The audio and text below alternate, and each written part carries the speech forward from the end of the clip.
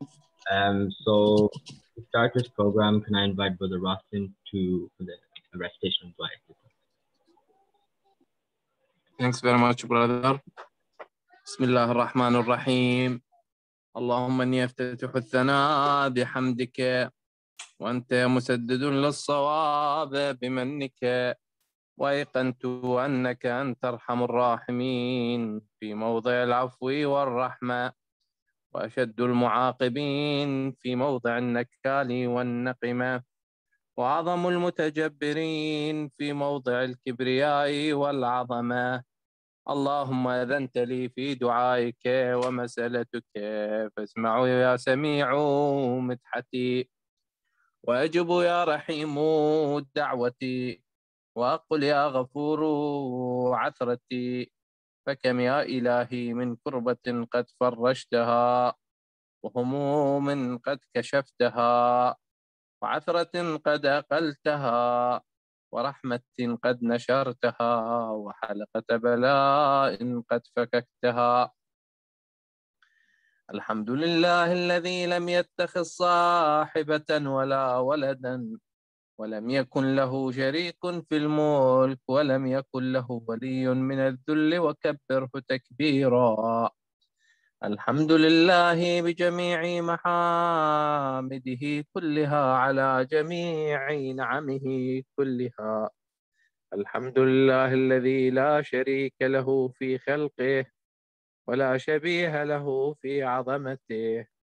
الحمد لله الفاشي في الخلق أمره، وحمده الظاهر بالكرم مجده، الباسط بالجود يده، الذي لا تنقص خزائنه ولا تزيده كثرة العطاء إلا جودا وكرما، إنه هو العزيز الوهاب.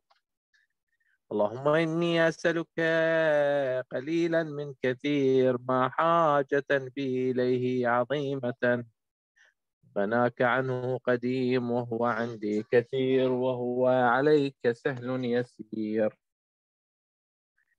اللهم إن عفوك عن ذنبي، وتجاوزك عن خطيئتي، وصفحك عن ظلمي، وسترك على قبيح عملي، وحلمك عن كثير جرمي، عندما كان من خطئي وعمدي يطمعني في أن أسألك ما لا أستوجبه منك، الذي رزقتني من رحمتك، وأريتني من قدرتك، وعرفتني من إجابتك، فصرت أدعوك آمنا، وأسألك مستأنسا لا خائفا ولا وجلا، مدلا عليك فيما قصدت فيه إليك، فإن أبطأ عني عتبت بجهلي عليك، ولعل الذي أبطأ عني هو خير لي لعلمك بعاقبة الأمور.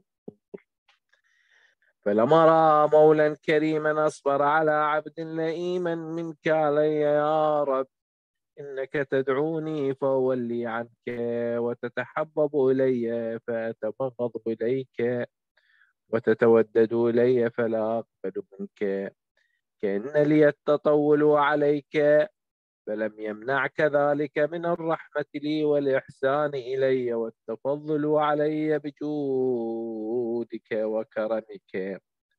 فارحم عبدك الجاهل، وجد عليه بفضل إحسانك، إنك جواد كريم. الحمد لله مالك الملك، مجري الفلك، مسخر الرياح، خالق الإصباح، ديان الدين، رب العالمين. الحمد لله على حلمه بعد علمه، والحمد لله على عفوه بعد قدرته، والحمد لله على طولاناته في غضبه، وقادر على ما يريد. الحمد لله خالق الخلق، باسط الرزق، خالق الإصباح، ذي الجلال والإكرام والفضل والإنعام، الذي بعد فلا يرى وقرب فشهد النجوى، تبارك وتعالى. الحمد لله الذي ليس له منازع يعادله، ولا شبيه يشاكله، ولا ظهير يعاضده. قهر بعزته الأعزاء، وتواضع لعظمته العظماء، فبلغ بقدرته ما يشاء. الحمد لله الذي يجيبني حين أناديه، ويستر علي كل عورة وأنا أعصيه، ويعظم النعمة علي فلا أجازيه. فكم من موهبة هنيئة قد أعطاني، وعظيمة مخوفة قد كفاني، وبهجة مونقة قد أراني. وأثني عليه حامدا، وأذكره مسبحا. الحمد لله الذي لا يهتك حجابه، ولا يغلق بابه، ولا يرد سائله، ولا يخيب آمله. الحمد لله الذي يؤمن الخائفين، وينجي الصالحين، ويرفع المستضعفين، ويضع المستكبرين، ويهلك ملوكا ويستخلف آخرين. الحمد لله قاصم الجبارين، مبير الظالمين، مدرك الهاربين، نكال الظالمين، صريخ المستصرخين، موضع حاجات الطالبين، معتمد المؤمنين. الحمد لله الذي من خشيته ترعد السماء وسكانها، ترجف الأرض وعمارها، وتموج البحار ومن يسبح في غمراتها. الحمد لله الذي هدانا لهذا، وما كنا لنهتدي لولا أن هدانا الله. الحمد لله الذي يخلق ولم يخلق، ويرزق ولا يرزق، ويطعم ولا يطعم، ويميت الأحياء ويحيي الموتى، وهو حي لا يموت، بيده الخير، وهو على كل شيء قدير. اللهم صل على محمد عبدك ورسولك وأمينك وصفيك وحبيبك، وخيرتك من خلقك، وحافظ سرك، ومبلغ رسالاتك، أفضل وأحسن وأجمل وأكمل وأزكى وأنمى وأطيب وأطهر وأسنى وأكثر ما صليت وباركت وترحمت وتحننت وسلمت على أحد من عبادك وأنبيائك ورسلك وصفوتك وأهل الكرامة عليك من خلقك. اللهم وصل على علي أمير المؤمنين، ووصي رسول رب العالمين، عبدك ووليك وأخي رسولك وحجتك على خلقك، وآيتك الكبرى والنبأ العظيم. وصل على الصديقة الطاهرة فاطمة الزهراء، سيدة نساء العالمين. وصل على سبطي الرحمة وإمامي الهدى الحسن والحسين، سيدي شباب أهل الجنة. صل على أئمة المسلمين، علي بن الحسين، ومحمد بن علي، وجعفر بن محمد، وموسى بن جعفر، وعلي بن موسى، ومحمد بن علي، وعلي بن محمد، والحسن بن علي، والخلف الهادي المهدي، حججك على عبادك وأمنائك في بلادك، صلاة كثيرة دائمة. وصل على ولي أمرك القائم المؤمل والعدل المنتظر، وحفه بملائكتك المقربين، وأيده بروح القدس يا رب العالمين. اللهم اجعله الداعي إلى كتابك، والقائم بدينك، استخلفه في الأرض كما استخلفت الذين من قبله، مكن له دينه الذي ارتضيته له، أبدله من بعد خوفه أمنا يعبدك، لا يشرك بك شيئا، لا يشرك بك شيئا. اللهم أعزه وأعزز به، وانصره وانتصر به، انصره نصرا عزيزا وافتح له فتحا يسيرا واجعل له من لدنك سلطانا نصيرا. اللهم اظهر به دينك وسنة نبيك حتى لا يستخفى بشيء من الحق مخافة أحد من الخلق. اللهم إنا نرغب إليك في دولة كريمة تعز بها الإسلام وأهله وتذل بها النفاق وأهله وتجعلنا فيها من الدعاة إلى طاعتك والقادة إلى سبيلك وترزقنا بها كرامة الدنيا والآخرة.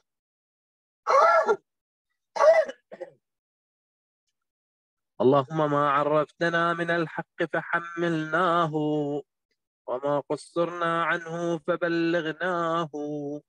اللهم المن به شعثنا واشعب به صدعنا وارتق به فتقنا وكثر به قلتنا واعزز به ذلتنا واغني به عائلنا واقضي به عن مغرمنا واجبر به فقرنا وسد به خلتنا ويسر به عسرنا وبيض به وجوهنا وفك به أسرنا وانجح به طلبتنا وانجز به مواعيدنا واستجب به دعوتنا واعطنا به سؤلنا وبلغنا به من الدنيا والآخرة آمالنا واعطنا به فوق رغبتنا يا خير المسؤولين وأوسع المعطين. اشفي به صدورنا واذهب به غيظ قلوبنا واهدنا به لما اختلف فيه من الحق بإذنك إنك تهدي من تشاء إلى صراط مستقيم. صرنا به على عدوك وعدونا إله الحق آمين.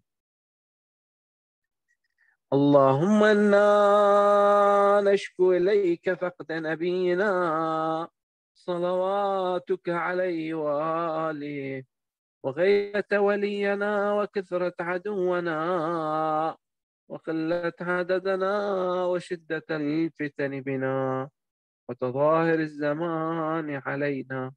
وصل على محمد وآل محمد وأعنا على ذلك بفتح منك تعجل وبضر تكشف ونصر تعز وسلطان حق تظهر ورحمة منك تجللناها وعافية منك تلبسناها ورحمتك يا أرحم الراحمين. وصلى الله على محمد وآله الطيبين الطاهرين. Allahumma salli ala Muhammad wa ali Muhammad. Jazakallah. Thank you so much for the Rasim for the very beautiful recitation. So now before I invite Aga, I'd like to say a couple of points from yesterday's lecture. So first of all, the memorization ayat, so it's the ninth one. It is from Surah Nisa, verse 76. And the translation is, those who have faith fight in the way of Allah, and those who are faithless fight in the way of the fake deities. So fight in the friends of Satan. Indeed, the stratagems of Satan are always flimsy. So a couple of points from yesterday's lecture were that Shaitan is an enemy with the whole game plan, which is ready. Imam Ali al-Islam said that Shaitan makes his way much easier for you. Any religion which is not for you, he wants to dissolve one step at a time, and he will cause disunity between you guys. And with the splitting of the community, the fitna comes. Therefore, be careful. So Allah warns us in the Quran that Shaitan will quote Surah Ibrahim verse 22, and he will say, Allah promised you a true promise, and I made you a promise too, but I broke my promise. Therefore, don't blame me, but blame yourselves. So now with that, can I request everyone to recite a Surah Fatiha for Dr. Jawad Marhumeen, especially Marhum Major Khalid Rafiqi.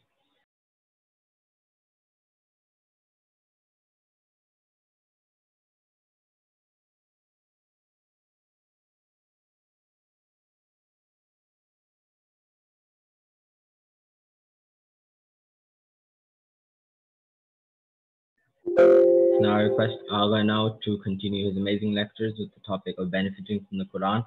Also, if anyone has any questions they want to raise or just type them to Aga in chat, or you can raise your hand and say them. So please welcome Aga with a loud salawat. Allahumma salli ala Muhammad wa ali Muhammad wa ajil.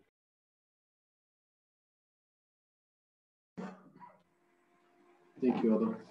Thank you, Ali. Assalamu alaikum wa rahmatullah. أعوذ بالله من الشيطان الرجيم. بسم الله الرحمن الرحيم. الحمد والثناء لله رب العالمين والصلاة والسلام على أشرف الأنبياء والمرسلين سيدنا ونبينا وحبيب قلوبنا وشفيع ذنوبنا وطبيب نفوسنا أبي القاسم المصطفى محمد. اللهم صل على محمد وآل محمد. ثم الصلاة والسلام على أهل بيته الطيبين الطاهرين المعصومين لا سيما سيدي ومولاي بقية الله في الأراضين روحي وأرواح العالم له الفداء. رب اشرح لي صدري ويسر لي أمري واحلل عقدة من لساني يفقه قولي. Dear brothers and sisters, Assalamu alaikum wa rahmatullah. I hope that all of you are well, inshallah, benefiting from the holy month.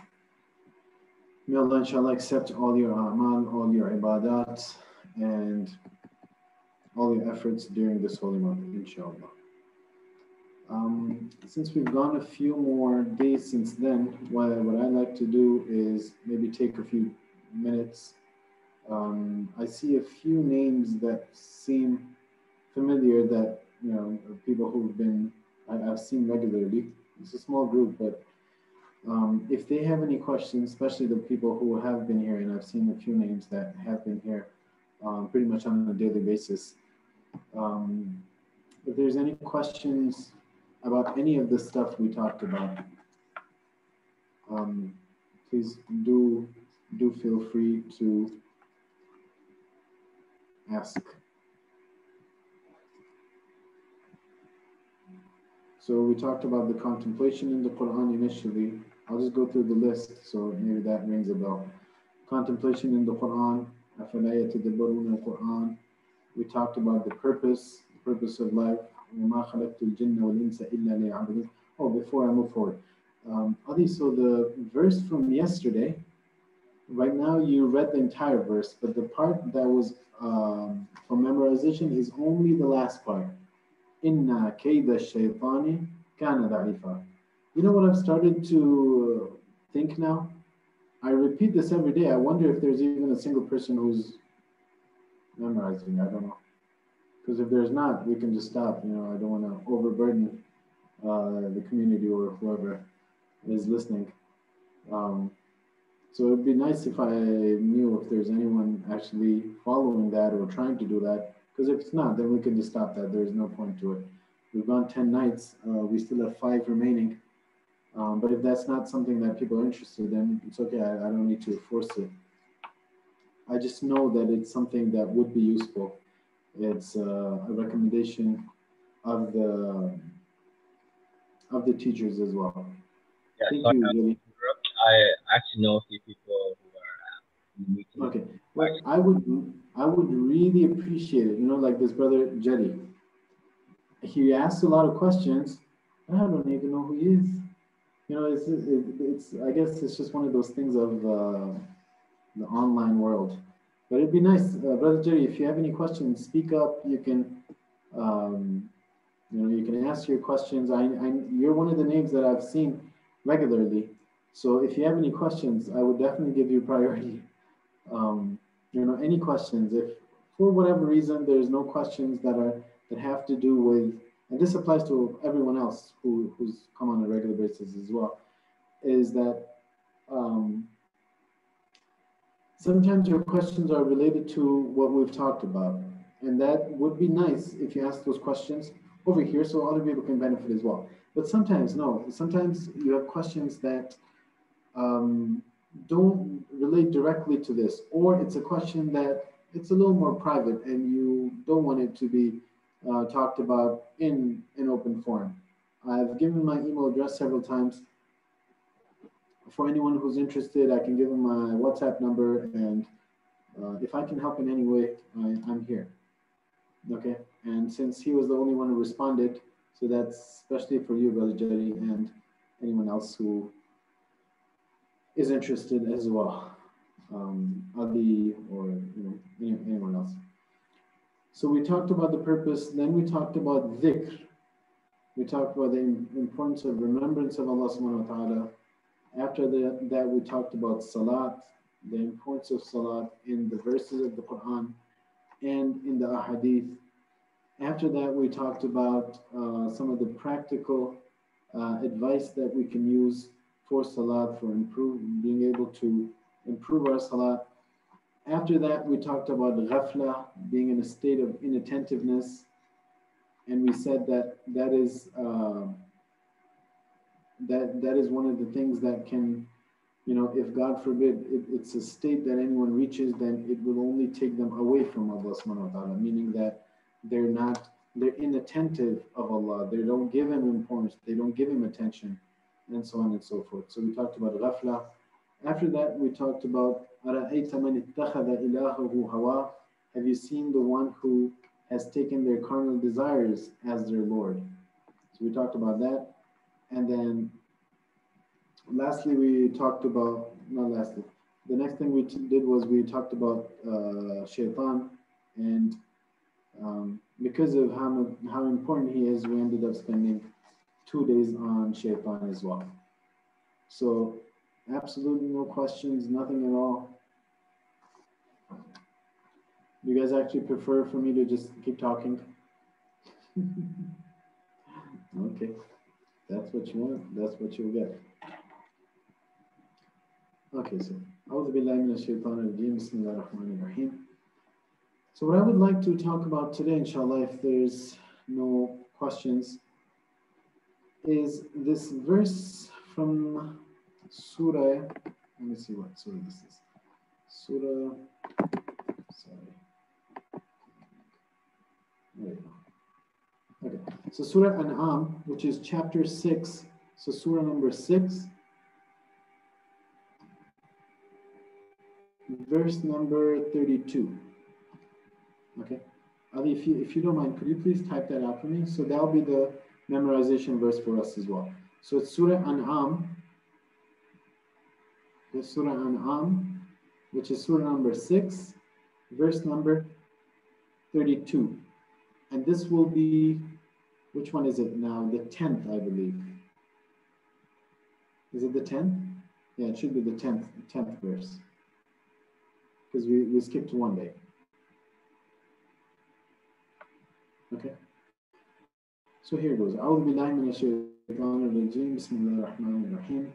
وما الحياة الدنيا إلا لعب ولهو وللدار الآخرة خير للذين يتقون أفلا تعقلون. So basically saying وما الحياة الدنيا إلا لعب ولهو, that this worldly life, this life that you have in this world, this worldly life, is nothing but play and diversion. Okay, the worldly life is nothing but play and diversion.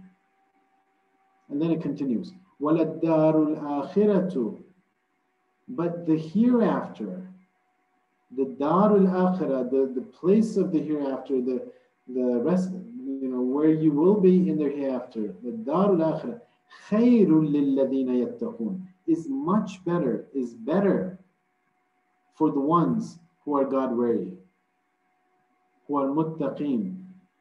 لِلَّذِينَ يَتَّقُونَ أَفَلَا تَعْقِلُونَ. Do you not then think about these things? أَفَلَا تَعْقِلُونَ. Do you not think? Do you not use your intellect? So basically, it's saying وَمَنْ حَيَاةُ الدُّنْيَا إِلَّا لَعِبًا وَلَهُ, that this world is nothing but play and diversion. Know that. Fact. This worldly life is nothing but play and diversion. وَلَلدَّارُ الْآخِرَةُ خَيْرٌ لِلَّذِينَ يَتَّقُونَ. And the akhirah, the abode of akhirah, the hereafter, the place of hereafter, is better for those who are God-wary. أَفَلَا تَعْقِلُونَ. Do you not think then? Do you not think then? One question that comes up over here, and there's sometimes confusion about what they mean by the worldly life.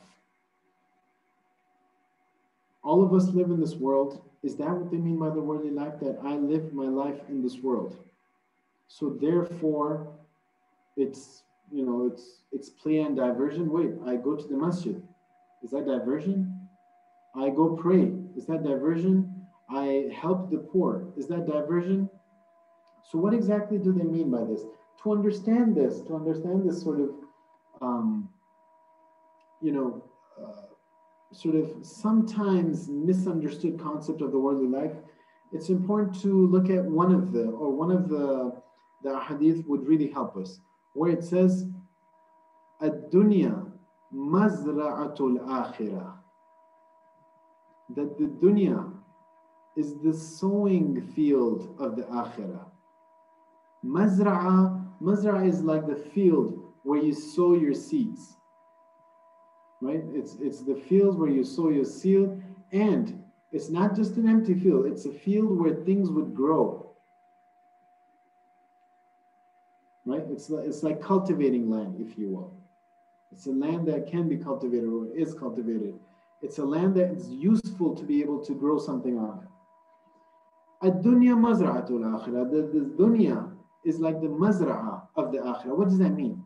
When you have a piece of land that you want to grow something on, say for example, you want to grow apples on it,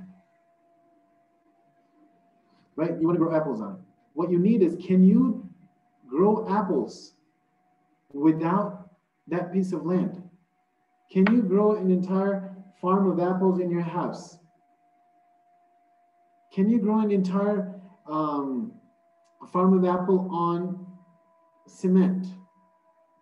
Can you grow an entire farm of apple on asphalt?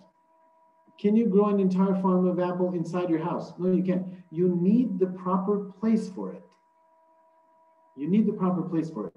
And basically what the hadith is telling us is that if you want to be able to reap the fruits in the akhirah, if you want to be able to get those blessings that are promised in the akhirah, then the only way that you're going to get there, is through the dunya. The dunya is the only way that you can get to the fruit of akhirah. So if you look at it that way, is dunya a good place or a bad place? Dunya is something that's absolutely important, absolutely essential for one to be able to get to what they need to get to, right? For all the good things that are in the hereafter, you have to go through the world. And this is the system that Allah subhanahu wa ta'ala has created for us. He created us. And then He blew His soul into us. Right? The verse of the Quran. So in that way, we get associated with Allah subhanahu wa ta'ala. After that, what He does is He sends us down on this earth. So our origin is where? From Allah subhanahu wa ta'ala. Inna lillahi. Certainly we are for Allah. We came from Him. He's the one who created us. He's the one who created us, the best of the creation. He's the one who created us, ashraful makhluqat. Right? The best of the creation, the most noble of the creation, the human beings. But then He puts us in this material world. And then He tells us, listen, I've put you in this world, but I've given you everything that you need. I've given you everything that you need. You need tools, I'll give you the tools. You need prophets, guides, I give you the guides. You need an intellect, I give you the intellect. You need the ability to be able to think, I give you that. You need books, I give you the books. You need knowledge, I give you the knowledge. You needed whatever you needed, I gave it to you. But what I expect from you, Inna hadaynahu sabil. The Quran says that verily we have shown them the path. We've guided them to the path. Imma shakiran wa imma kafura. Some of them will be grateful. They will take that guidance from us. They will benefit from the Prophet. They will benefit from the books. However, others will be kafura.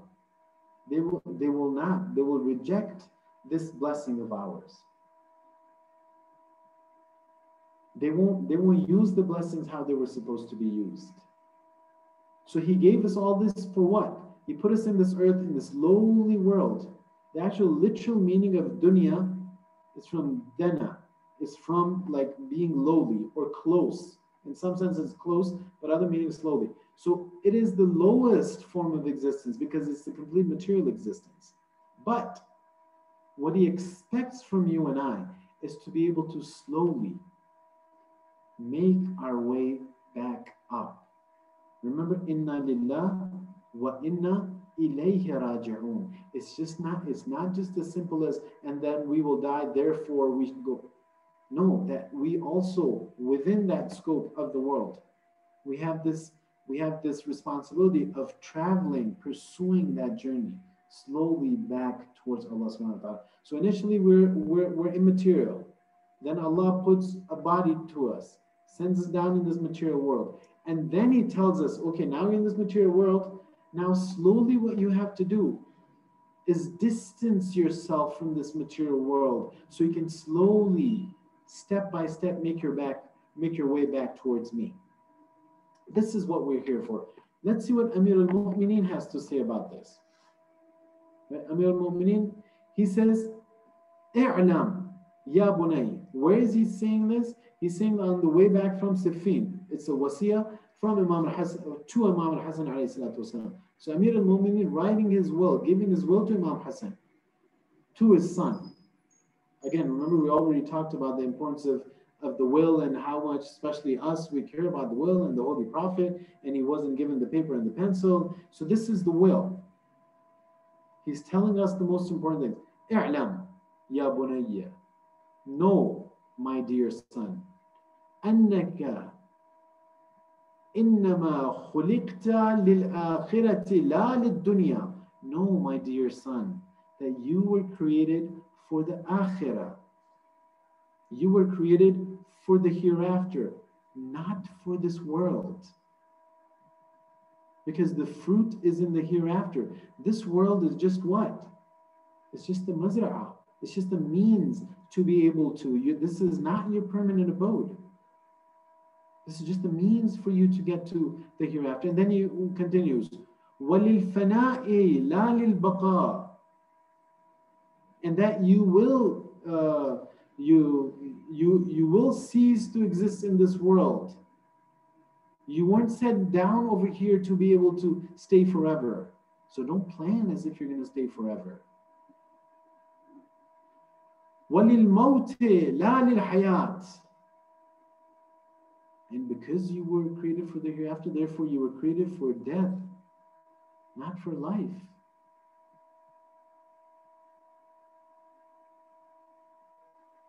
This is Amir al-Mu'mineen telling you and I. And then he continues. I don't want to read the whole thing, but وَأَنَّكَ طَرِيدُ الْمَوْتِ الَّذِي لَا يَنْجُ مِنْهُ هَارِبُهُ.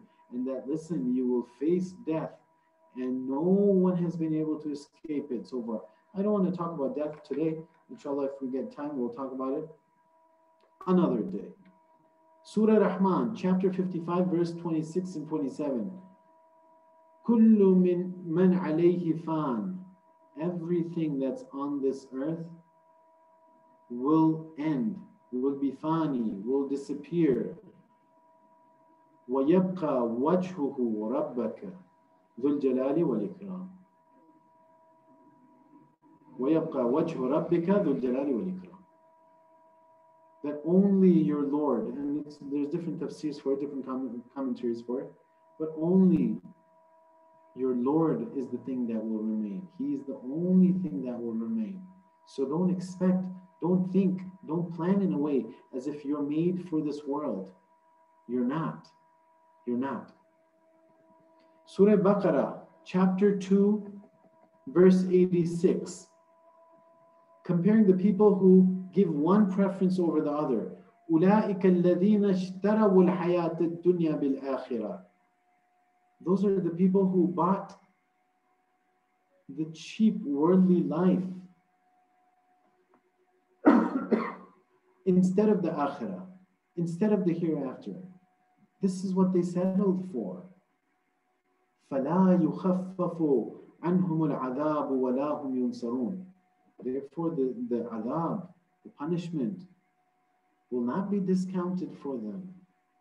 They knew what was important and what wasn't, but they sold their akhirah for the sake of their world.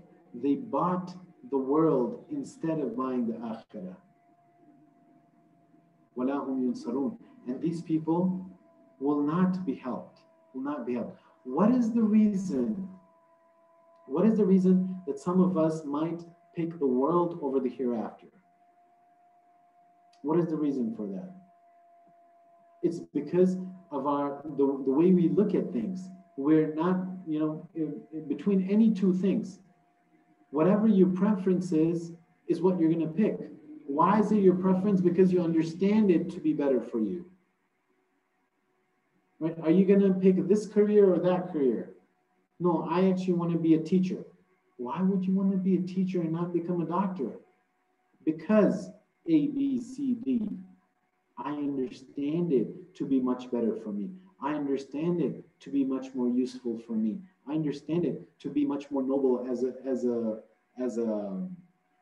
career. Whatever reason someone might have, one way or another.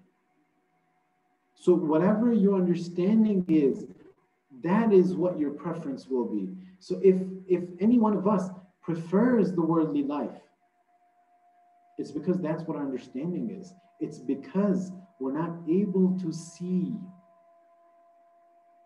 We're not able to see beyond the apparent. There's a beautiful verse in the Quran that says, يَعْلَمُونَ ظَاهِرًا مِنَ الْحَيَاةِ الدُّنْيَا وَهُمْ عَنِ الْآخِرَةِ هُمْ غَافِلُونَ. We talked about it. We talked about it in the talk on ghafla.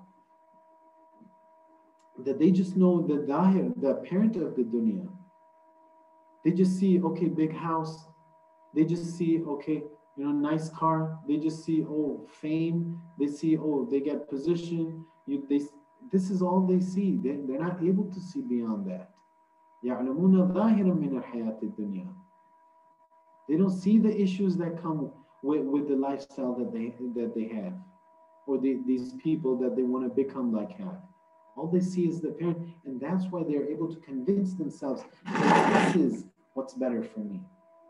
This is what I like, and therefore they put all their efforts toward that. Whereas the Quran is saying what? Surah Al Imran, which is chapter 3, verse 14.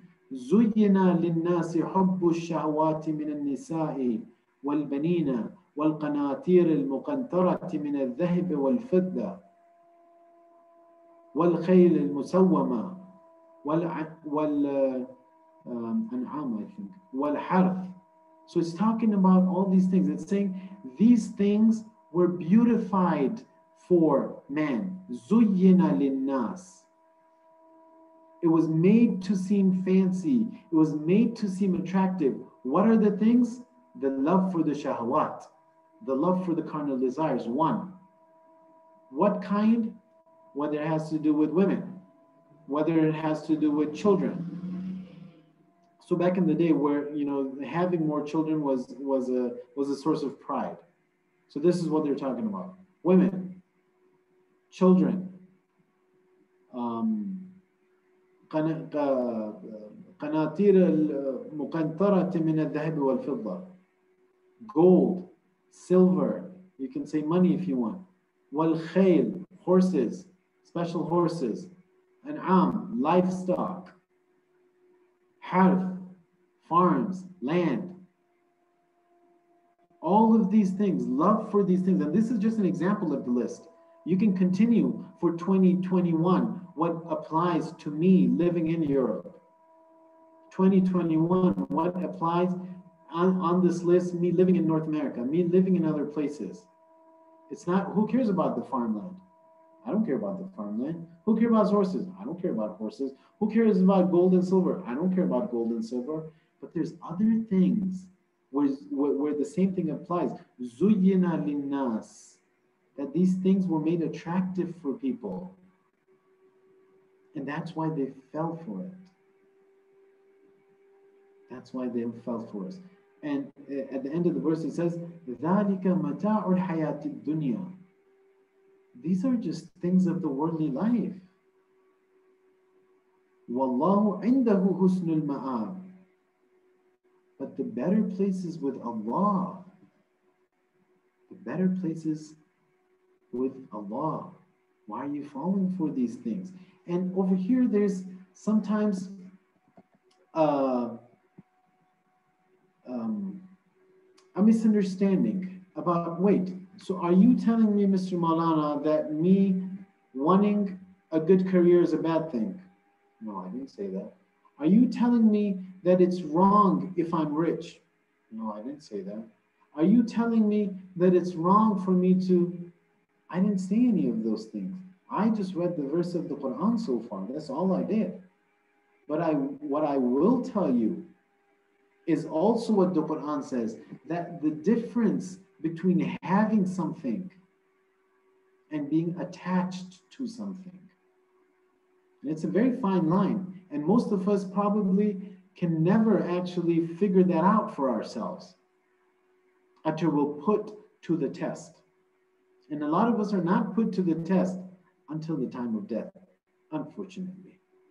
So we only find out when it's too late, because we're just coasting along with life. We're just coasting along with life. So is there any issue with, okay, I don't know, I got a good job, I got a good career, I'm a millionaire. Is there anything wrong with that? No, there's not. But being attached to that,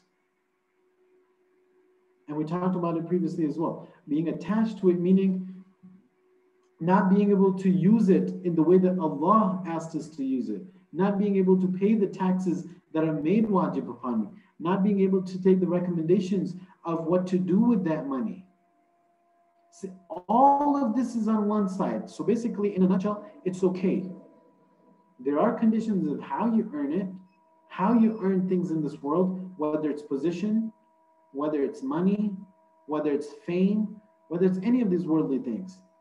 If you achieve it through a haram way, God forbid, then obviously there's an issue in it. If no, everything is halal. Everything is halal. And you earn it. Okay, alhamdulillah, you earned it. Are you attached to it? Are you attached to it? Or would you easily be able to let go off of it? That's where the question comes. That's where the question comes. And there's a verse in the Quran that says, let me see if I can pull that up. There's a verse in the Quran that says, Surah Hadid, right? Chapter 57, verse 23. لِكَيْ لَا تَأْسَوْا عَلَى مَا فَاتَكُمْ وَلَا تَفْرَحُوا بِمَا آتَاكُمْ. So that you're not upset at what's taken away from you. Right? Imam Hussein comes to mind. He's not upset about being able to give things in the way of Allah. He's completely رِضًا بِقَضَائِهِ وَتَسْلِيمًا لِأَمْرِهِ. He's razi, he's radi, he's completely okay with what Allah has decreed. And he's completely submitted, tasliman li'amrih. He's taslim, he's submitted to Allah's commands, Allah's commandments. لِكَيْ لَا تَأْسَوْا عَلَى مَا فَاتَكُمْ. So that you're not upset at what you lose. The stocks fell and I lost I don't know how much. Now I'm upset over that. The business deal that was about to go through did not go through. Now I'm upset at that. I had this really nice phone that I bought and I loved it and I lost it. Now I can't sleep at night. I had this beautiful car that I saved up and I bought, but now it's scratched. I can't live anymore. لِكَيْ لَا تَأْسَوْا عَلَى مَا فَاتَكُمْ. The Quran is trying to teach you and I that, listen, if you're blessed with good things, that's one thing. But if you're attached to it, it's an issue regardless. And it's not always the case, brothers and sisters, that it's the people with the nicer things who are always attached. It might be a really poor person who's attached to the few things that they have. And there might be a really rich person who's not attached to any of the things that they have. So it's not about rich and poor. That's not what we're talking about over here. We're talking about being attached to what we have. And that is when we talk about the concept of zuhd. When a person is a zahid, what it means is that they're not attached to the world. And the verse continues, Surah Hadith, chapter 57, verse 23. لَكَيْ لَا تَأْسَوْا عَلَى مَا فَاتَكُمْ وَلَا تَفْرَحُوا بِمَا آتَاكُمْ. And don't get too happy if you've been given things. And this is one example that almost the greatest of us would be guilty of this. If someone comes up to you and gives you 5,000 euros, and they tell you, and you're like, why? What is this for? It's nothing. It's just for you. You do whatever you want with it. It's a gift for you. Which one of us would not feel that joy inside of our heart? Wow, money. But there are people, brothers and sisters, who when they were given things like that, or things received, or things reached to them, they would feel distressed because they understand that if there's a blessing given by Allah subhanahu wa ta'ala, He's going to ask about that blessing. He's going to ask about that blessing. I'm going to be questionable for those 5,000 euros. What did you do? Where did you get them from? Why did you accept them? How did you spend them? What did you do with them? Did you make sure you spent it the best way possible? Did you go figure out if there's people who are needy? Did you just give it to your friends? Did you give it to, was the criteria that they're close to you? Was the criteria that they're needy? Was it in the name of Allah? Did you try to impose your, by making a favor or making a favor, doing someone a favor? Did you try to make them feel guilty towards you? What did you do with it? It comes with a lot of responsibility, but only a person with ma'rifah, with an understanding of what this worldly life is, with an understanding of what they were created for. They understand what Amir al-Mu'mineen said, that you were not created for this world. And therefore, وَلَا تَفْرَحُوا بِمَا آتَاكُمْ. They're not happy. The Quran is saying, and don't be happy for the things that have been given to you. وَاللَّهُ لَا يُحِبُّ كُلُّ مُخْتَالٍ فَخُورٍ. And Allah does not like the people who walk around proudly or with pride in this world. He doesn't like that. As a side note, so I hope that's clear. Usually there's a lot of misconceptions with regards to these. So if there's questions, please do feel free to ask. Okay, so there's a question here. I'll get to there. But on the side, okay, that being said, one thing that applies is this, that there is no doubt that the Holy Prophet sallallahu alaihi wasallam, the Holy Prophet used to love hanging out with the poor people.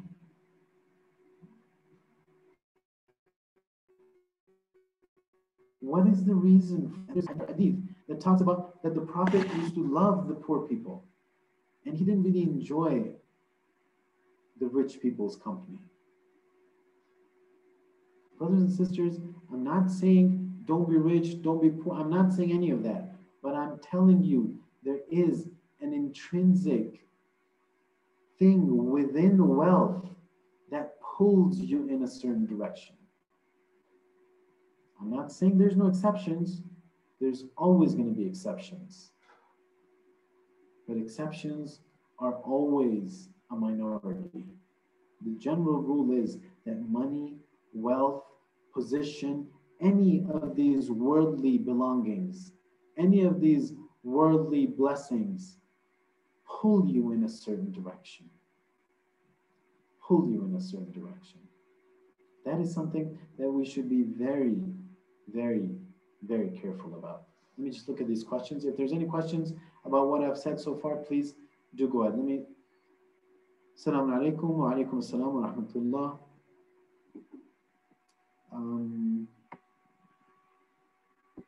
Why does Allah put us through so many tests if He loves us? What was the point of a materialistic world and if we were created for the AGHA? So the way He created us, right? The system that He decided to create.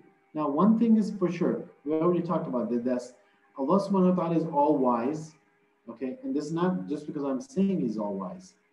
It's because we established that rationale that Allah subhanahu wa ta'ala is all wise, which means everything that He's done is done in the best way. This needs to be rationally proven if it's not proven for you. But it's there, okay? So you start with that. Why does He put you through tests? Because He wants you to be able to, through free will. Let me give you an example. If I send two people, if I leave two people, say for example, we're playing some sort of a game where I leave two people at the same point, and not same point, let's say two different places. And I say whoever is able to get back home first is the winner. Okay? Please listen to the example carefully, okay? Two people, same distance from their houses, whoever gets to their house is the winner. One person starts walking, and as they go forward, they see that there's 3 roads that they can pick from. And they're not sure which one to go down. And then they start thinking, the sun is coming out of this way. I live in the north. This is in the west. They figure it out and they say, it has to be this path. Okay, that's number one.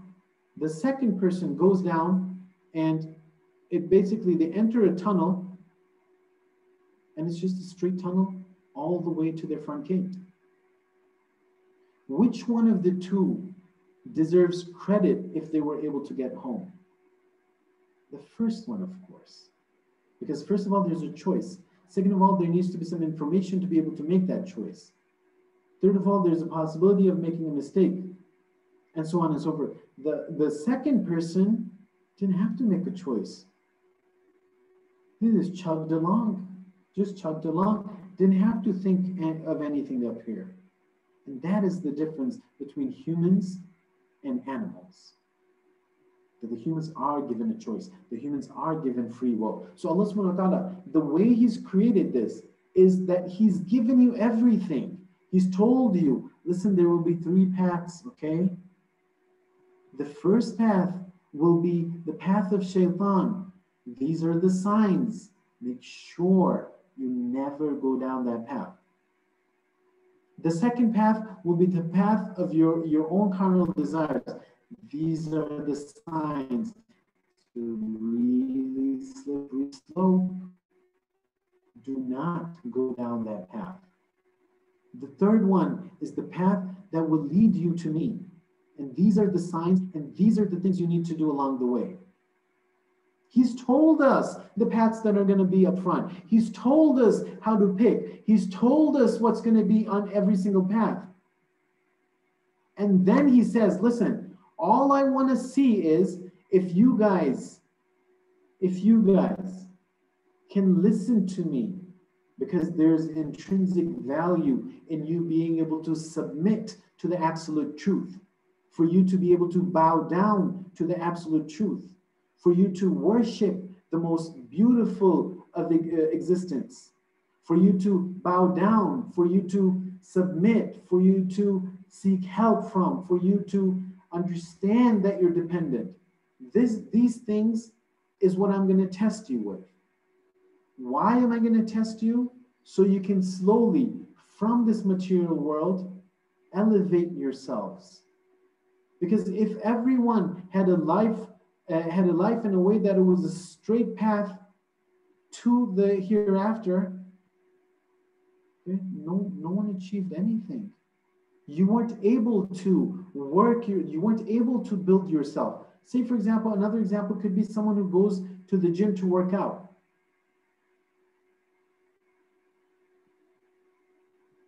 One person, you give them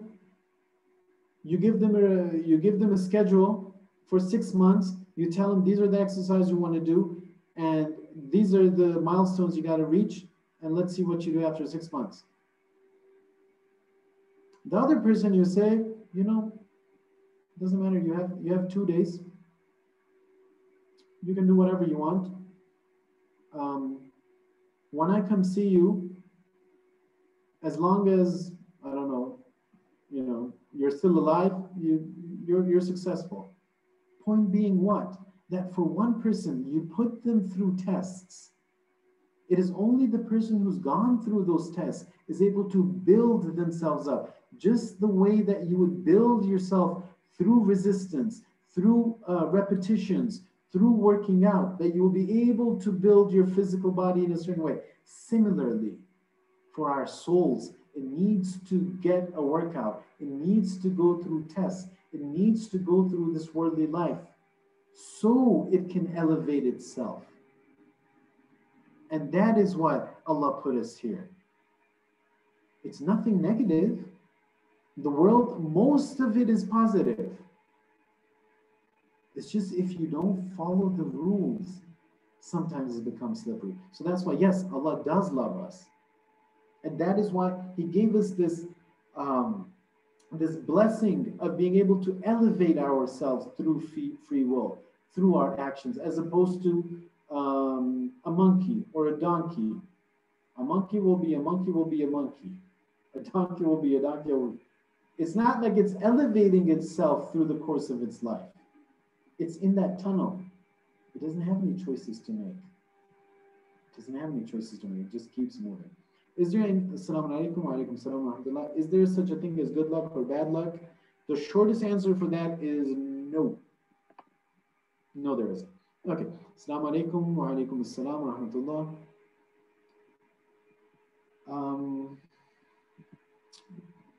I just want to clarify something. Did you say that if we are given money and we give it to someone else, we have to inquire whether that person was deserving and worthy of that money? No, I did not say that.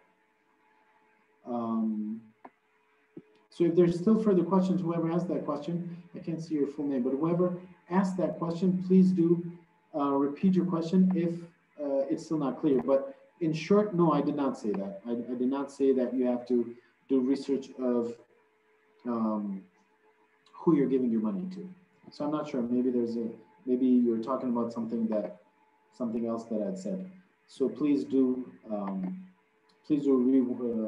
repeat your question if you still need clarification. So anyways, okay, so we're talking about different things. We're talking about the world. We're talking about not just the world in and of itself, but the worldly life. وَمَا الْحَيَاةُ الدُّنْيَا إِلَّا لَعِبٌ وَلَهُ. It's not saying وَمَا الدُّنْيَا. It's not saying the dunya itself is diversion. It's saying hayatul dunya, that the worldly life. If you live the worldly life in the way that the Quran has explained it, then it's bad. Surah A'la, which is chapter 87, verses 14 through 17. قَدْ أَفْلَحَ مَنْ تَزَكَّى. Certainly, the one who's purified themselves is the one who's successful. Next verse. وَذَكَرَ اسْمَ رَبِّهِ فَصَلَّى. And they remember, ذَكَرَ, remember? Zikr. ذَكَرَ اسْمَ رَبِّهِ فَصَلَّى. And they remembered their Lord and they prayed. Then comes the heavy line. بَلْ تُؤْثِرُونَ الْحَيَاةَ الدُّنْيَا وَالْآخِرَةُ خَيْرٌ وَأَبْقَى. بَلْ تُؤْثِرُونَ الْحَيَاةَ الدُّنْيَا. But you guys, you prefer the worldly life. That's the issue. بَلْ تُؤْثِرُونَ الْحَيَاةَ الدُّنْيا وَالْآخِرَةُ خَيْرٌ وَأَبْقَى. Whereas the hereafter, not only is it better, but it's more lasting as well. خَيْرٌ وَأَبْقَى. It is baqi, it will remain for you. It will remain for you. right? And different things. Obviously, our time's running out, so it's difficult to maybe come up with all the examples, but anything that is attaching you to this world is what these verses are talking about. Remember that the world itself is mazra'atul akhirah. It's the sowing field. It's an absolutely essential thing for us to be able to get to the fruit of the hereafter. So it's important. It's important. Surah Yunus. This puts a couple of these concepts that we've talked about in the past discussions. Puts a couple of them together. Surah Yunus, which is chapter 10 verses 7 and 8. إِنَّ الَّذِينَ لَا يَرْجُونَ لِقَاءَنَا. The people who are not longing for, who do not hope, and who are not longing for the day when they will meet us. What else, O Allah? وَرَضُوا بِالْحَيَاةِ الدُّنْيَا. And they're happy. They're satisfied with this world. They're satisfied. وَرَضُوا بِالْحَيَاةِ الدُّنْيَا. I have a comfortable house. I have a comfortable family. I have a car. I go to work. I come back. Life is good. What else do I need? رَضُوا بِالْحَيَاةِ الدُّنْيا. They're satisfied over here. They don't have a longing for Allah. There's nothing in their heart that makes them distressed and wanting to get closer to Allah. There is no void in their life. رَضُوا بِالْحَيَاةِ الدُّنْيا. They're okay with the worldly life. Right? As they say in Farsi Urdu, razi. They're razi with the worldly life. وَاتْمَأَنُّوا بِهَا. And they're mutma'in. They've relied on it. They rely on this worldly life. They're happy with this worldly life. They're satisfied with their worldly life. Nothing rocks their boat. Nothing. They're okay. وَالَّذِينَ هُمْ عَنْ آيَاتِنَا غَافِلُونَ. The people who are ghafil, who are inattentive with regards to the signs that we have showed them. What about these people, O Allah? Verse number 8, the next verse. أُولَٰئِكَ مَأْوَاهُمُ النَّارُ بِمَا كَانُوا يَكْسِبُونَ. These people, the resting place is the hellfire. Because of what? They've earned themselves. They've earned this for themselves. They've earned this for themselves. So it's extremely, extremely important, dear brothers and sisters, for us to be able to understand this. That the life in this world is important, but it's the attachment. It's the attachment that is not good for us. That will, on the day of judgment, before the day of judgment, the time of our death. Let me give you one quick example. I know my time's up, but just one quick example so I can wrap it up. Okay, so just give me a couple moments of your focus, and then inshallah we'll wrap up. Imagine you buy a new phone, or whatever phone you have. You go out on the street tonight, and it falls out of your hand and cracks. Your dear phone, your dear iPhone 12 or Samsung S20 or whatever it is, cracks. You get into your car and you're like, oh my God, I can't believe I did this. And your heart's already sunk. You get into your car on your way back home and you get into an accident. God forbid, may Allah protect you all. And the new car is completely destroyed as well. You come back home, God forbid, your house is on fire. You see that even your family's not there anymore. You try calling your friends, you don't have a phone. You go to work the next day, they say you're fired. You try to go to your bank, they say, sorry, we closed all your accounts. You have no access to any money. You have been blacklisted. All your money, all your assets have been taken away. And keep imagining. Okay, now imagine that it was one fine day and it was just the phone that happened. You came back home, alhamdulillah, life is good. Or you went out and it was just your car. Okay, you know, it's bad, it's tough, but okay, my car, that's. Or it was just your house, you know, a part of your house, whatever, it saw some damage, some water flooding or whatever. Or you got fired. One of the things, when we're faced with each one of these difficulties one at a time, it's not that difficult.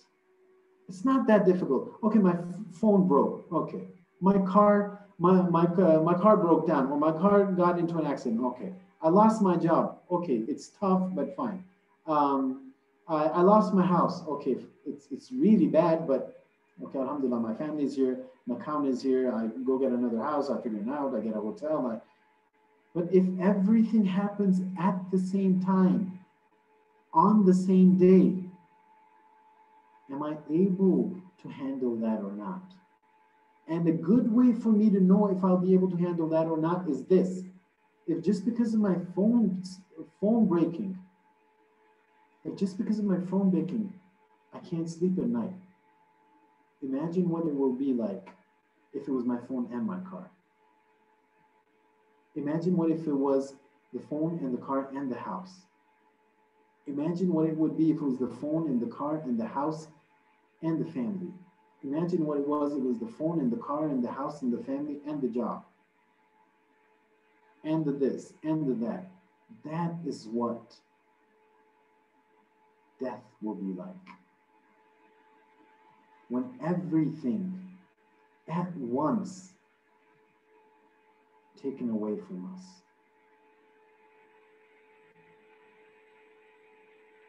Not just my phone, not just my house, my parents, my children, everything that I love, everything that I planned for, everything that I wanted to do the next day, everything that I planned for this upcoming summer, everything that I planned for when I go to university, everything that I planned for when I get married, everything that I planned for my kids, everything. All these plans that I had, have all of those blessings, all of those dreams taken away at the same time. Can I handle that? And one of the good ways to get an idea of how good I can handle that is if only one of those things happens. One difficulty comes. And if I start breaking down, if I start getting anxious, if I start getting nervous, if I can't sleep at night, if I can't do this, one small thing. But at the time of death, everything will be snatched from me at the same time. On top of that, the shaitan that we were talking about will come. So imagine you're in this stressful situation where everything that you love has been taken away from you. And shaitan comes and tells you, I told you. Who's taking this away from you? Who's the Rabbul Alameen? Who's the Lord of the worlds? Who's the one who controls everything? It's Allah. And one moment of doubt in my mind, Allah, why would you do that to me? Boom, time up. God forbid I die in a state where I was either in doubt about God or, God forbid, rejected God. Na'udhu billah. And that is why they tell us from now, إِنَّمَا الْحَيَاةُ الدُّنْيَا لَعِبٌ وَلَهْوٌ. That listen, I'm telling you right now, I'm telling you over and over in the Quran, وَمَا الْحَيَاةُ الدُّنْيَا إِلَّا لَعِبٌ وَلَهْوٌ. Everything that you're after, if you haven't been able to understand the reality of it, this worldly life, the way we explained it, no misconceptions, inshallah, is nothing but play and diversion. Nothing. وَلَلدَّارُ الْآخِرَةُ خَيْرٌ لِلَّذِينَ يَتَّقُونَ. And the hereafter is better for the people who are God-ready. أَفَلَا تَعْقِلُونَ. Will you not then understand? Will you not then use your intellect? Shaitan will be there in this time of stress and distress. And he will try, and his hardest and his strongest attack will be at that time, because that's his last chance. God forbid. And that's why we're told over and over in the Quran, وَمَا الْحَيَاةُ الدُّنْيَا إِلَّا لَعْبٌ وَلَهْوٌ وَمَا الْحَيَاةُ الدُّنْيَا إِلَّا لَعْبٌ وَلَهْوٌ وَمَا الْحَيَاةُ الدُّنْيَا إِلَّا لَعْبٌ. So you understand that, listen, I have to live in this world because this is the sowing field. This is mazra'atul akhirah. There is no way for me to be able to see those fruit, bear those fruit in the hereafter, except through the dunya. But my attachment to this world is what can be the worst thing for me. And that's why the Imam says, Mutu qabla an tamutu. Die before your death comes upon you. Try to detach yourself. One of the application, one of the meanings that you can understand from that is try to detach yourself from this world before you get detached from this world. As another one of the hadith that we talked about, حَاسِبُوا أَنفُسَكُمْ قَبْلَ أَن تُحَاسَبُوا. That take an account of your actions before the account is taken for you. We ask Allah subhanahu wa ta'ala, for the sake of this blessed month, for the sake of these blessed nights, to give us the tawfiq to be able to understand the reality of this worldly life. Oh Allah, protect us from the trickery of this world. Protect us from the trickery of shaitan. Oh Allah, bless us with the tawfiq to be able to worship you and worship you only. Protect us from this world. Do not allow us, oh Allah, with your grace, with your blessings, to for us to worship this world. Oh Allah, forgive us our sins, the sins of our parents, the sins of all the mu'mineen. Forgive the sins of the sponsors of tonight's program. Oh Allah, we ask you for the sake of this blessed month, give us the tawfiq to truly understand you and worship you how you deserve to be worshipped. Oh Allah, we ask you for the sake of this holy month, for the sake of these holy nights, for the sake of Muhammad wa ali Muhammad. Oh Allah, hasten the reappearance of our dear Imam, Ajjalallahu ta'ala Farajah Sharif, and include us amongst his sincerest followers. Wassalamu alaikum wa rahmatullahi wa barakatuh. Jazakallah, thank you so much for such a powerful and opening lecture. So I hope we all learned so much from it. So now to enter this program, I'm just going to put on dua.